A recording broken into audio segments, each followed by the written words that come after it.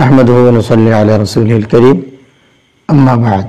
সুপ্রিয় দর্শক, আমি আপনাদের সামনে কুরবানির পশুর বয়স কত হবে সেই বিষয়টি আলোচনা করতে যাচ্ছি।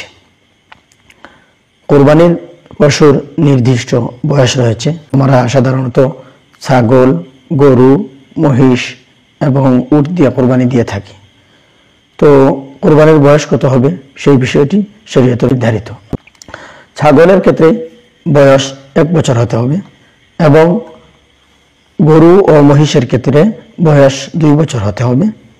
আবার উটের ক্ষেত্রে 5 বছর বয়স হতে হবে। বিষয়টি আদ-দুররুল মুখতার কিতাবের মধ্যে উল্লেখ রয়েছে। বলা হয়েছে হুয়া ইবনু খামসিন মিনাল ইবিল, উটের ক্ষেত্রে 5 বছর, ওয়া হাওলাইনি মিনাল বাকারাতি ওয়াল জামুস, আর গরু এবং মহিষের ক্ষেত্রে 2 বছর হতে হবে, ওয়া হাওলুম মিনাশ শাত, আর ছাগলের ক্ষেত্রে 1 বছর। ছাগল 1 বছরের কম হলে ছাগল দিয়ে কুরবানি হবে না, এই বিষয়টি ফতোয়ার কিতাবের মধ্যে রয়েছে।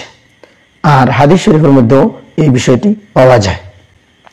ফতোয়া মাহমুদিয়া 17 নম্বর খণ্ড 362 নম্বর পৃষ্ঠায় উল্লেখ রয়েছে যে ছাগলের বয়স যদি 1 বছরের কম হয় তাহলে কুরবানি করা যাবে না। এই বিষয়টি বুখারী শরীফের একটি riwayতের মধ্যে এসেছে।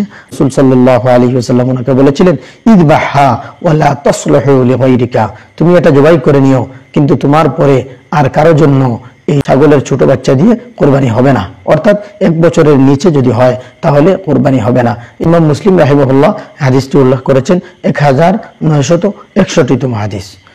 তো আমরা এই হাদিসের মধ্যে পেলাম যে ছাগলের বয়স 1 বছরের নিচে যদি হয় তাহলে কুরবানি করা জায়েজ হবে না।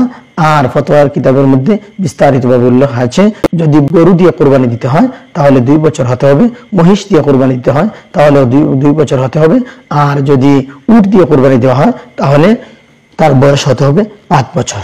তো আল্লাহ তাআলা যেন আমাদেরকে এই মাসআলাটি বোঝার তৌফিক দান করেন। আমিন ওয়া আখিরু দাওয়ানা আলহামদুলিল্লাহি রাব্বিল আলামিন।